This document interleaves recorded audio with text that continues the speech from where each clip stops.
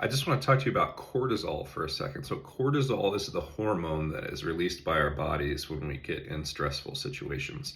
It's the hormone that's released when our brain's trying to prepare our bodies for fight, flight, or the third one that we don't talk a lot about, which is freeze. But you probably have felt this in your own life when you get stressed, right? And you feel that cortisol flush through your system. You're either going to fight or you're going to run, or then you have that total paralysis moment where you're staring at your computer, or you hang up the phone, or you're walking around your office or your bedroom, and you just don't know what to do because you're in total freeze mode from this influx of cortisol in your system. It's almost encouraging you to play dead, even though your body doesn't realize there's not really a tiger under the bed or a monster around the corner. But that's how your body's reacting to stress that's caused mostly by our work or unemployment. The thing with cortisol is people who are in states of chronic stress or work very stressful jobs, you would think that they might get used to that and that this cortisol flush would actually go away. But the truth is quite the opposite. People who are exposed to chronic stress actually become quicker to release cortisol into their system, and it takes much longer for that cortisol to dissipate. And so they really do start to live in these chronic states of fight, flight, or freeze. So what can we do to quickly reduce cortisol in our system? Well, there's three major ways, right? And these won't come as a surprise. I'm sure you've heard them all the time, but you may not have heard them in the context of reducing cortisol. The first one is exercise. So what cortisol needs to dissipate in the body is a flush of endorphins. And so the best three ways in this order to flush endorphins through your system to counteract the stressful feelings that occur with cortisol is one, exercise. 30 minutes of vigorous exercise releases the endorphins needed to dissipate that cortisol in your system.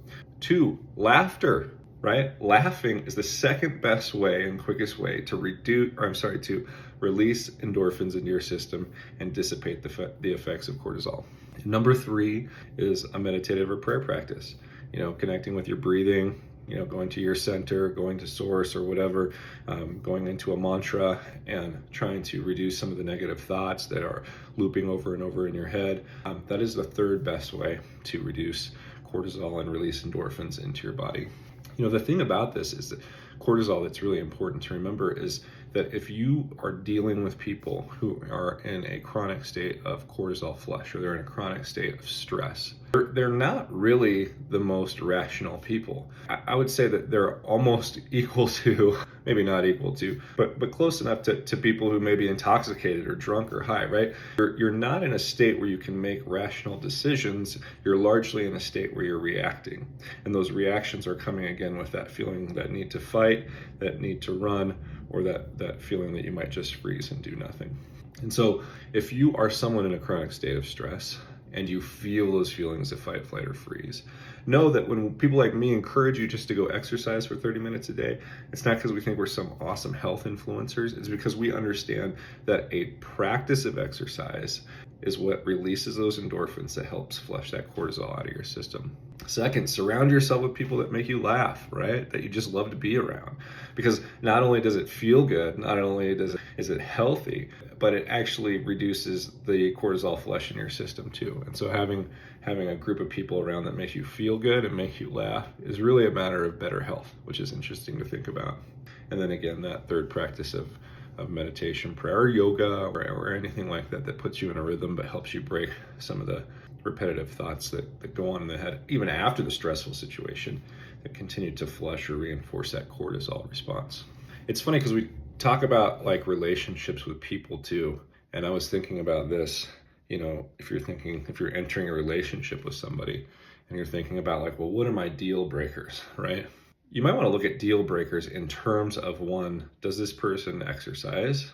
Two, does this person laugh or can I laugh with this person? And three, does this person have some kind of meditative or prayer practice? Because the truth is, like, those may be the deal breakers that allow you then to say, well, if they have all of that, then I'll get to know you, right? Then I'll seriously invest some time in getting to know you, because I know that you're a person who can control some of that irrational activity that happens when you live in a chronic state of stress and you don't do anything to address it.